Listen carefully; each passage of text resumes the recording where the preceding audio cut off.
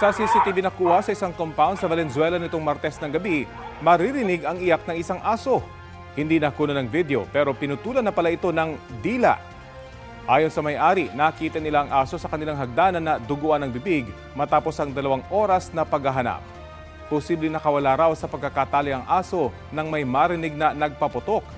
Nakakonfine na sa veterinary clinic ang aso na nagka-impeksyon at nakita ng ilang sakit at parasites.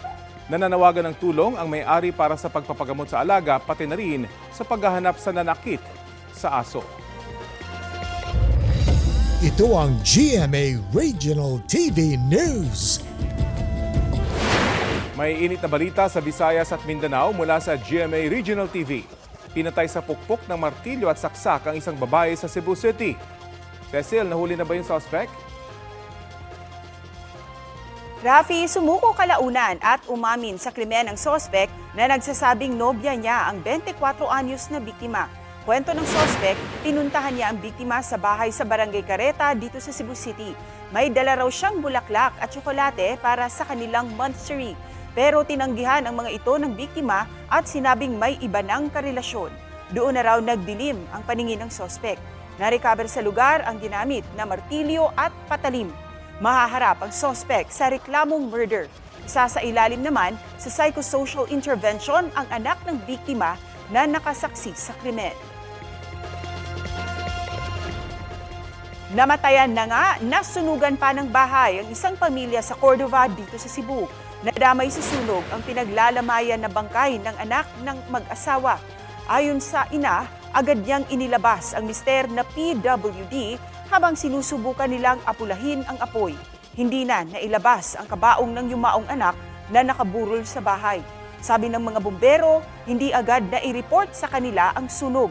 Napabayaang katol ang tinitingnang pinagmulan ng apoy. Nag-abot ng tulong ang lokal na pamahalaan sa pamilyang nasunugan.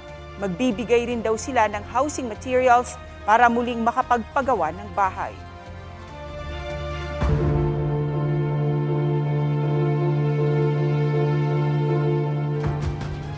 Umatras si Sara Diskaya sa posibilidad na maging state witness dahil sa restitution o pagbabalik ng pera at ari-arian sa pamahalaan ayon sa kanyang abogado. Si dating Congressman Zaldico naman at 3 niyang kapwa-akusadong taga Sunwest Corporation itinuturing ng fugitives from justice ng Sandigan Bayan. Balitang hatid ni June Veneracion. Pinasok ng NBI ang condominium building sa Bonifacio Global City sa Taguig, kung saan may unit umano si dating Congressman Zaldico. Bit-bit nila ang search warrant mula sa korte para halugugin ang unit ko, kaugnay ng posibleng paglabag sa Anti-Graft and Corrupt Practices Act. Sa bisa ng search warrant, pwedeng persahang magbukas ng mga vault ang mga ahente ng NBI. Pwede rin silang magkumpiska ng cash at dokumento. Ito po sa search warrant, in the application, there is a mention that there is a need and necessity to see kung anong laman ng vaults na yan at yung laman ng vault na yan, potentially baka magagamit na ebidensya doon sa ating iniimbestigahan ng kaso.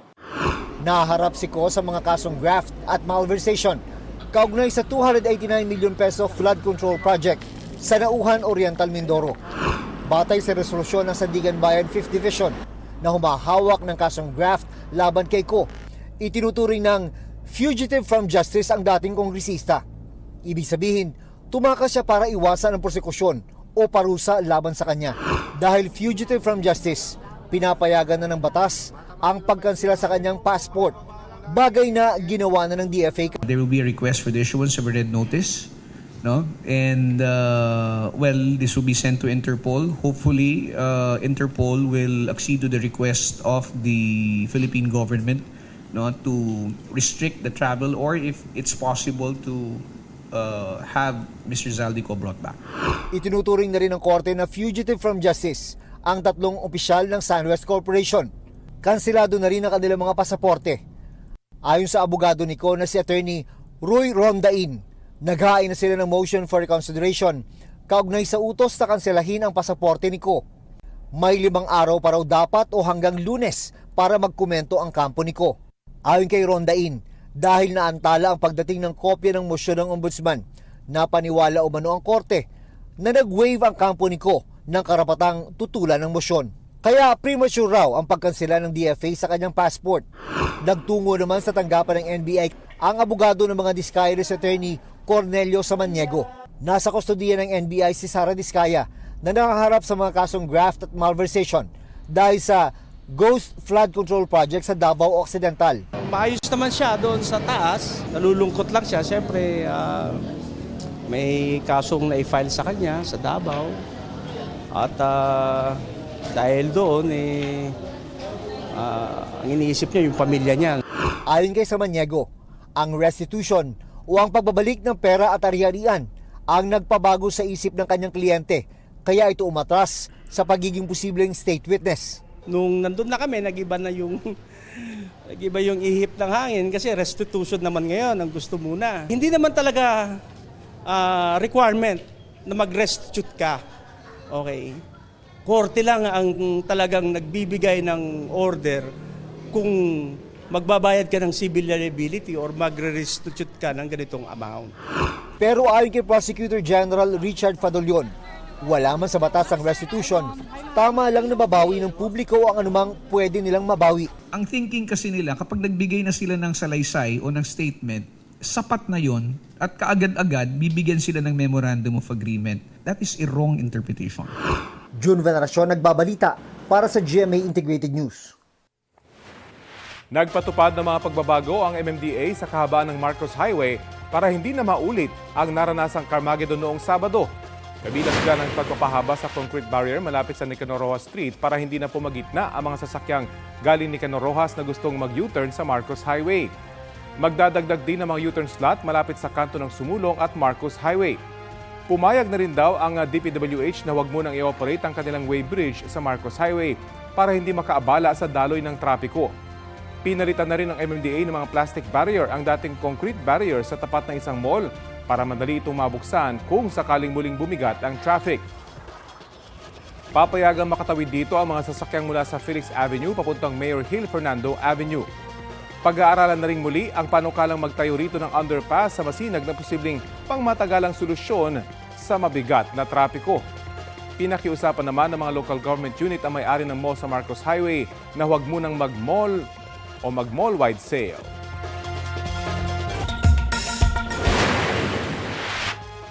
Sumabit sa buntot ng eroplano ang isang skydiver matapos aksidenteng ma-deploy ang kanyang parachute sa kanilang skydiving activity sa Tully, Australia. Pinutol ng skydiver ang parachute at dineploy ang kanyang reserbang parachute. Ligtas siyang nakalanding sa lupa. Ang isa pang skydiver na kasama niya, ligtas ding nakalapag. Base sa investigasyon, maagang na-deploy ang parachute ng naunang skydiver matapos sumabit sa bahagi ng eroplano. Nadagdagan pang mahigit 10 panukalang batas kontra political dynasty sa Kamara matapos maghain ng bersyon nila sina House Speaker Faustino D. III at Presidential son Congressman Sandro Marcos. Pero ang ilang kapwa mamabatas at eksperto, nakikita nito ng butas. Balita hatid ni Tina Panganiban Perez. Kasunod ng anunsyo ni Pangulong Bongbong Marcos na isa sa 4 niyang priority legislation ang para sa anti-political dynasty, naghain si Presidential son at House Majority Leader Sandro Marcos ng panukalang batas para rito. Kasama niya naghain si House Speaker Faustino D. III. Dito, pinagbabawalan ang mga magkakamag-anak hanggang 4th degree of consanguinity at affinity na tumakbo ng sabay sa isang eleksyon.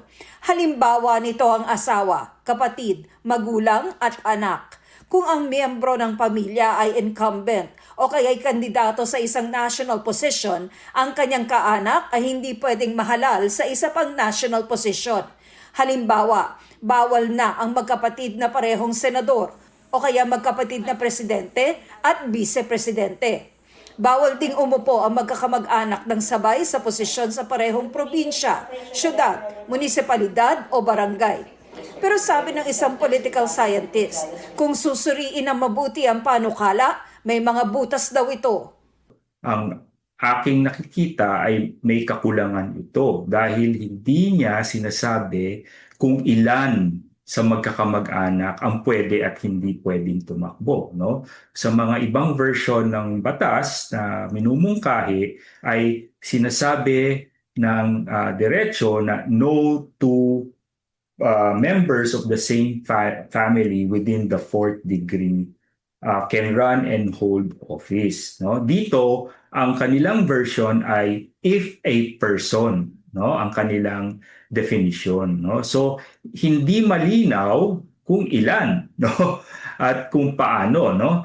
Malamya at tila nagpapanggap lang daw na kontra-political dynasty sa panukala dahil pinapayagan pa rin ito ang magkakamag-anak na sabay-sabay tumakbo sa magkakaibang posisyon at lugar. Tapos, ang isa pa, ang kanilang pagkakalatag ng kanilang listahan ng bawal tumakbo ay ayon sa teritoryo or hierarchical territory, no, national, sa local, no, whether provincial, municipal, city or barangay, no.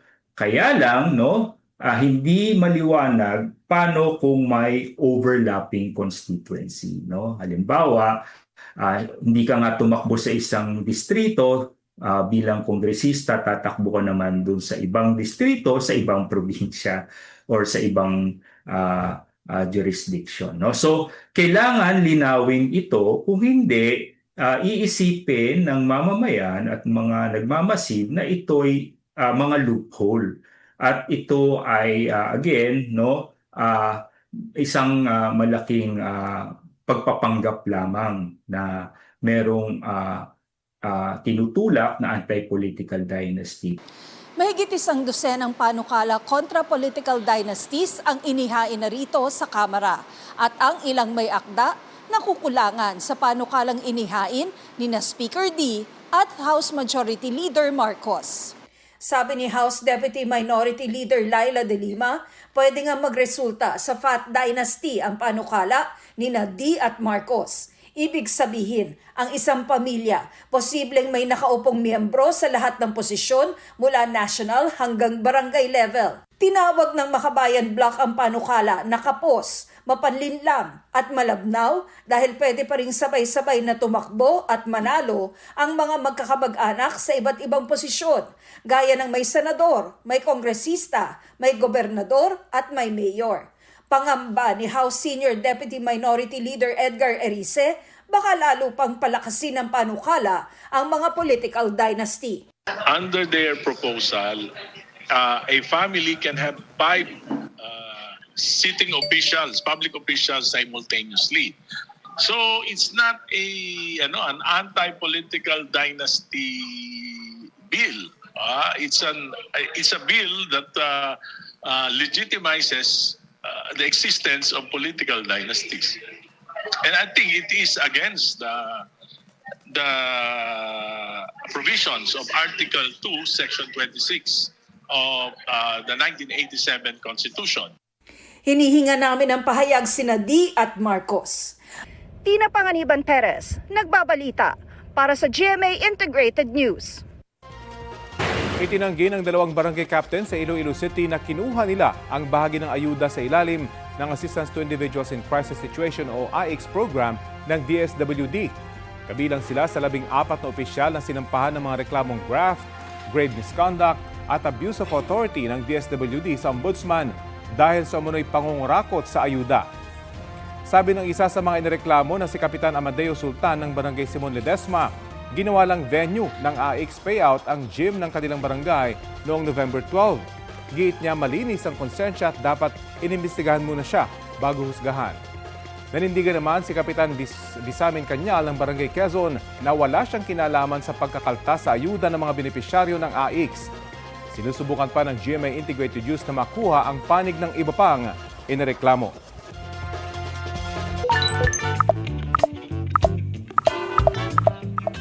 Bawal na sa Australia ang paggamit ng social media ng mga kabataang wala pang 16 na taong gulang. Target daw niya na ilayo sila sa online bullying at anumang posibleng masamang epekto ng algorithm at doom scrolling. Kapag napatunayang lumabag dito ang mga social media platform, pwede silang pagmultahin ng hanggang $33 million o katumbas ng halos 2 bilyong piso. Australia ang first country na nagpatupad ng teenage social media ban. Kaya naman the whole world is watching kung ano ang magiging epekto nito.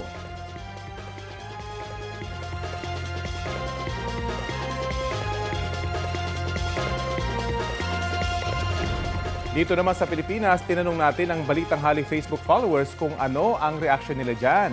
Ang sabi ni Maricel Moral, tama lang na ipagbawal ang social media sa mga kabataan dahil hindi maganda ang impluwensya nito sa kanila.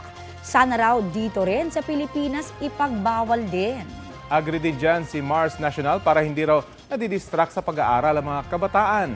Para naman kay Christopher Jose, hindi yan ang tamang paraan para masiguro ang kaligtasan ng kabataan.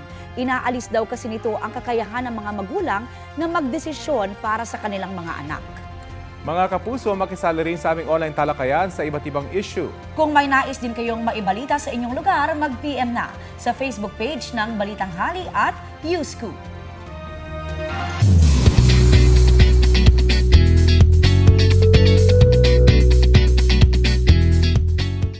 Bigger and happier ang Sparkle GMA Artist Center this holiday season sa mga nagpapatuloy, nagbabalik at newly signed Kapuso Stars.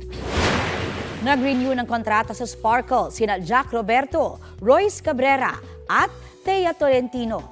Balik limelight as Sparkle artist sina Bianca King, Gwen Zamora at Regine Tolentino. All grown up at nagbabalik din sa Sparkle si Migs Cuaderno. Newest additions naman sa Sparkle fam, sina Mr. and Miss Chinatown 2025 Tyrone Tan and Iza Uy. Pati si Jess Martinez na napapanood sa Sanggang Dikit for Real. Pinangunahan ng contract signing ni na GMA Network Senior Vice President Attorney Annette Gozon Valdez at Sparkle First Vice President Joy Marcelo. Meron tayong mga bagong dating, merong mga nagbabalik, at merong mga nagpapatuloy na maging part of the Sparkle family. So we're very excited na next year, dire-diretso na yung kanilang paglabas sa mga shows. Makalipas ng halos 7 buwang rehabilitasyon, bukas na muli ang isa sa mga pinakamahabang tulay sa Pilipinas, ang San Juanico Bridge. Dito tayo sa ulat on the spot ni Ivan Mayrina. Ivan? Rafi, muling binuksan sa two-way traffic itong San Juanico Bridge na nakikita na po ninyo sa aking likuran. Yan ang tulay na nag-uugnay sa mga lalawigan ng Samar at Leyte dito sa Eastern Visayas. Magugunitang nitong Mayo ng taong ito. Matapos ang isinagawang structural assessment ay natuklasang may mga damage at mahina na ang ilang bahagi na mahigit 2 kilometrong tulay at hindi naligtas sa daanan ng mabibigat na sasakyan. Dahil dito agaran nagpatupad ng 3-ton limit o maliliit na sasakyan lang ang pwedeng dumaan at one-way traffic lang ang tulay, bagay na lubhang nakaapekto sa kalakalan at ekonomiya ng rehiyon.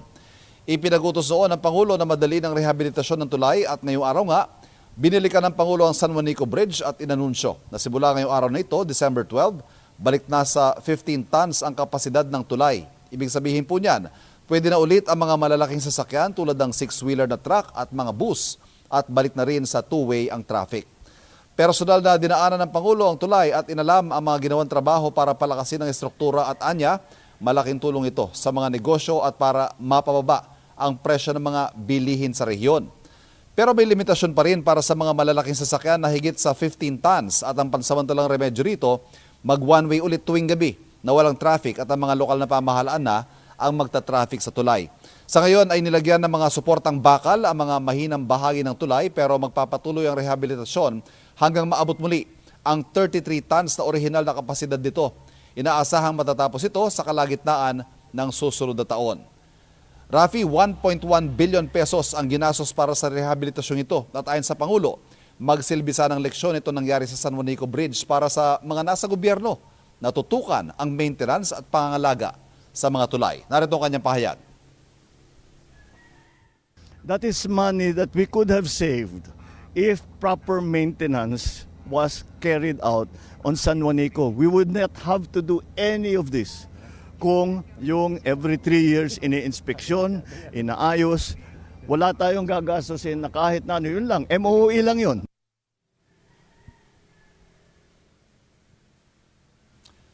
Rafi, present kanina kasama ng Pangulo si Public Works Secretary Vince Dizon, ang Regional Director ng DPWH dito sa Region 8. Gayon din si Tacloban City Mayor Alfred Romualdez. Kapansin-pansin naman na absent si Leyte 1st District Representative at dating Speaker Martin Romualdez. Rafi? Maraming salamat, Ivan Mayrina. Ilang araw bago magpasko, nasunugan ng mahigit 140 residente sa Barangay North Fairview sa Quezon City. Ang mainit na balita hatid ni James Agustin. Ganito kalaking apoy ang gumising sa mga residente ng Rand Street sa Barangay North Fairview, Quezon City kaninang pasado alas 4:20 ng umaga. Mabilis kumalat ang apoy sa magkakadikit na bahay na gawa sa light materials. Sa kasagsagan ng sunog, may mga maririnig pang pagsabog. Ang ilang residente tumulong na sa mga bumbero matapos maubusan ng tubig ang ilang fire truck. Itinasa ng Bureau of Fire Protection na ika-4 na alarma. Nasa 43 fire truck ang rumisponde. Si Ryan agad na iniligtas ang alaga niyang asong si Kim. Bigla may sumabog. Akala ko wala lang, may nag-aaway. Yung pala pag ginising ako ng aso, kasi tahol. Then after nun, sinilip ko sa terrace, yun na, lumiliyab na talaga. Mabilis kumalat yung kapoy kasi gawa sa kahoy. Emosyonal naman si Maria Imelda na walang naisalbang mga damit sa bilis ng pangyayari. Siyempre bahay namin, wala na sir, wala na kaming matuluyan sir. Mga nag-aaral pa yung apo ko, 3. Ang malaga sir, kami ligtas kami, unang pinapasalamat ko kay Lord. Pangalawa, yung aming mga importanteng mga papeles, lalo na po sa pag-aaral ng mga apo ko kasi mga nag-aaral pa po. Natupok din ang bahay ng pamilya ni Fermina. Kwento niya, agad silang lumabas ng kanyang anak at 2 apo. Malaki ng apoy dyan, nasa uwan namin ang apoy. Paglabas namin, hindi na ako nakita saan ang daanan. Napula ang sunog matapos sa mahigit 2 oras. Iniimbestigahan pa raw ng BFP ang sanhi ng apoy na nagsimula sa 2 palapag na bahay. Bahagya raw nahirapan ng mga bumbero sa operasyon. May mga double parking kasi sa mga kalsada, maliliit yung kalsada natin, yung mga wire ng kuryente natin, yung mga fire truck, yun lang naman po talaga. Pero yung mga, aside from that, wala naman po, established naman po ang ating water dito, established na yung pag-relay ng water natin, na-suppress naman agad yung fire. Sa kalsada lang po talaga tayo nagka-problema. Sa tala ng mga taga-barangay, umabot sa 33 bahay ang nasunog. Apektado ang 45 pamilya, katumbas ng 141 tao. Nananawagan sila ng tulong. Doon po sa mga, may mga pusong lalo na po Pasko naman. Yun nga po, kung may maitutulong po kayo, kahit ano po. James Agustin, nagbabalita para sa GMA Integrated News. Mainit na balita, may mga nakuha raw ang NBI na pinaniniwalaang ebidensya laban kay Zaldico sa pinasok nilang condo unit ni Ko sa Taguig. May na-recover daw ang NBI na maraming dokumento at kaunting cash mula sa 2 sa 3 vault na binuksan. Ikukumpara daw ang mga nakuhang dokumento sa mga hawak na nila at sa mga testimonya ng mga witness. Titingnan daw ng NBI kung pwedeng magamit ang mga ito sa pagsasampa ng reklamo laban kay Ko. Wala pa ring pahayag ang company Ko sa ginawang operasyon ng NBI. May Christmas party pa kayong pupuntahan ngayong weekend? Alamin natin ang lagay ng panahon mula sa Pag-asa. Makakausap natin si Munir Baldomero, weather specialist ng Pag-asa. Magandang tanghali sa iyo. Yes sir, yes sir Rafi, magandang tanghali po at magandang tanghali din po sa lahat ng ating taga-subaybay. May mga lugar bang uulanin ngayong weekend? Sa ngayon po, base po sa latest forecast po natin, particularly itong area po ng Eastern Luzon, kasama na rin po yung Eastern Visayas po. Ito po yung mga areas po na possible po na makaranas po ng mga pagulan na may kasama po mga isolated thunderstorms dahil po sa epekto ng shear line. Habang yung ibang bahagi po ng Luzon ay makakaranas po ng mga mahihinang pagulan dahil naman po sa epekto po ng northeast monsoon. Gaano kalakas yung ulang dala ng shear line? Sa ngayon po, particularly itong area po ng Bicol Region, itong Eastern Visayas. So makakaranas po tayo ng mga moderate to at times heavy rains dala po ng shear line, habang yung mga areas po na hindi po affected ng shear line ay maaari lang po makaranas ng light to moderate rains po. Sa mga aakyat sa Baguio, pwede pa bang lumamig ang panahon doon? Yes po, possible pa po kasi sa mga susunod na mga araw po is possible po na umiral itong northeast monsoon, and kasalukuyan po as of December 12, yung pinakamababang temperature po natin is dito sa may BSU Benguet po na umabot po ng around 15.4 degrees Celsius. Sa ngayon po ba may namamataan kayong sama ng panahon o na pwedeng maging bagyo? Yes po, sa ngayon po wala po tayong na-monitor na mga cloud cluster or formation po ng LPA sa loob at labas ng ating Philippine Area of Responsibility. Ngunit nung last Wednesday po, naglabas po tayo ng TC threat potential na possible po mga second week po ng after po nitong week na to, yung next week po is possible po na meron po tayong formation po ng low pressure area, pero mababa po yung chance na mag-develop po ito into a tropical depression po. Pero dahil nga sa localized thunderstorms, dapat maganda pa rin sa ulan ng ating mga kababayan. Yes, maraming salamat sa iyo. Maraming salamat po, sir. Si Pag-asa Weather Specialist Munir Baldomero. Pinapaprotektahan ng UNESCO ang paggawa ng proudly Pinoy na asin tibuok ng mga Boholano. Ang asin tibuok ang unang traditional food process sa Pilipinas na napasama sa listahan ng Intangible Cultural Heritage in need of urgent safeguarding. Inanunsyo yan sa event ng UNESCO sa India nitong Martes. Ikinatuwa ng National Commission for Culture and the Arts ang inscription ng UNESCO sa artisanal salt. Pagkilala raw ito sa kakayahan at debosyon ng mga taga-Albuquerque. Sa Bohol na ipinasa ang kaalaman sa paggawa ng asin tibuok mula pa sa kanilang mga ninuno. Ang asin tibuok ay gawa sa brine o tubig dagat at coconut husk o bunot. Matagal at paulit-ulit itong niluluto sa mga clay pot o paso. Tinatawag din itong dinosaur egg dahil sa hugis nito. Ito ang GMA Regional TV News. Isang patay na hornbill o kalaw ang nadiskubre sa barangay Sicalaw sa Lasam, Cagayan. Ayon sa isang kaakibat Biodiversity Watch volunteer, binaril ng isang lalaki ang kalaw gamit ang airgun. Pagkatapos ito, kinatay ang ibon sa may batis at niluto umanong pang-ulam. Tanging tuka at mga paa na lamang ang natira. Mga kapuso, bawal po yan dahil itinuturing na vulnerable species ang Northern Rufous Hornbill ayon sa International Union for Conservation of Nature o IUCN. Ibig sabihin, mataas ang panganib na ma-extinct o mawala na ang uri ng ibon na yan. Kaya bawal itong hulihin, patayin at ibenta sa ilalim ng Wildlife Conservation Act. Wala ng buhay at nakagapos ang mga kamay nang matagpuan ng isang lalaki sa Cagayan de Oro City. Ayon sa nakakita sa biktima, nagpapastol sana siya ng kanyang baka sa damuhan nang mapansin niya ang isang nakaparadang motorsiklo sa gilid ng kalsada. Nang lapitan niya yun, doon niya nakita ang bangkay ng lalaki na tadtad ng saksak. Kwento ng ina ng biktima, nagpaalam ang anak na pupunta sa kabilang bahay para maghatid ng kumot sa kanyang kapatid. Isa sa mga tinitingnan ngayon ng pulisya ang mga nakaaway umano ng nakababatang kapatid. Posibleng nadamay raw sa away ang biktima. Wagi ang ilang kapuso program sa 2025 Migration Advocacy and Media Awards ng Commission on Filipinos Overseas. Nanalong Best Podcast ang Stronger Together, GMA Pinoy TV Podcast para sa Radio Journalism Award category. Sa ilalim naman ng Television Journalism Award category, Best Interstitial ang I Speak Pinoy ng GMA Pinoy TV. Habang Best Episodic TV Program ang Hello Love Dubai episode ng Kapuso Mo Jessica Soho. Ang Migration Advocacy and Media Awards ay bahagi ng pagdiriwang ng Month of Overseas Filipinos ngayong Disyembre.